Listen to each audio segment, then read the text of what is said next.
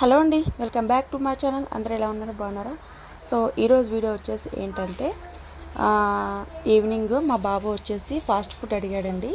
అంటే ప్రతిరోజు అనేం పెట్టాము, ఎప్పుడో ఒకసారి పెడతాం అనమాట. సో వాని కోసం వచ్చేసి వాళ్ళ డాడీ నూడిల్స్ తెస్తానని చెప్పి రాత్రి 10:30కి తెచ్చానమాట. పాపం వాడు అన్నం తినకుండా వెయిట్ చేశాడు.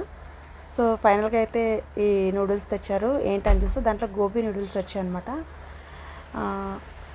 తెస్తానే వాడి ముఖంలో ఆనందం చూడాలా, అంతా ఇంత కాదు. సో ఓపెన్ చేసేసి తిన్నామన్నమాట.